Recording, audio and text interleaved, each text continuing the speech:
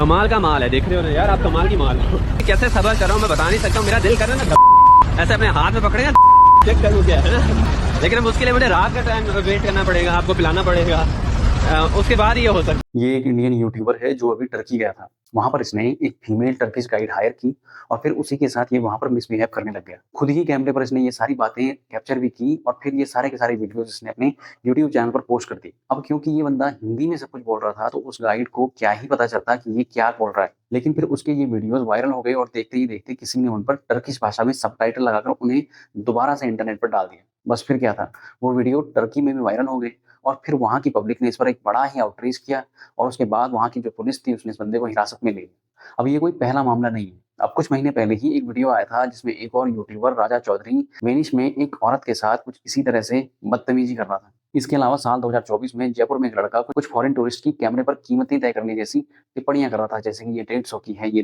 200 की है, ये 300 की है। 150 रुपये मिल रही है आप सबको, ये 150 रुपये में, ये 150 की, ये 200 की, ये 500 रुपये की है, ये 300 रुपये की है, 300 में ना। आए दिन ऐसी तमाम तरह की घटनाएं सामने आती रहती हैं जहां पर इंडियंस अक्सर ही अपनी बेहुदा हरकतें करने से बाज नहीं आते।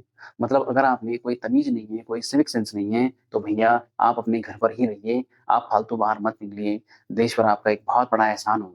आपकी इन्हीं हरकतों की वजह से पूरा देश बदनाम होता है और इंडियन टूरिस्ट तो ऐसे ही होते हैं जैसी बातें दुनिया भर में सुनने को मिलती हैं। जरा सोचिए कि अगर कोई गोरा आदमी आपके देश में आता है और वो आपकी बहनों के साथ इस तरह से मिसबिहेव करता है तो आपको कैसा लगेगा। इसलिए दोस्तों, अगर आप कभी भी कहीं घूमने जाते हैं, चाहे वो देश हो या विदेश, तो कृपया करके एक बेसिक सी पब्लिक डिसेंसी मेंटेन करके रखिए। लोगों की संस्कृति, भावनाओं और उनकी महिलाओं की इज्जत करना सीखिए और अगर आपको जाहिल हरकतें करनी ही हैं तो उन्हें अपने कमरे की दीवारों तक सीमित रखिए, क्योंकि बाहर आप जो कुछ भी करते हैं वो सिर्फ आपकी ही नहीं बल्कि पूरे देश की छवि को गंदा करता है।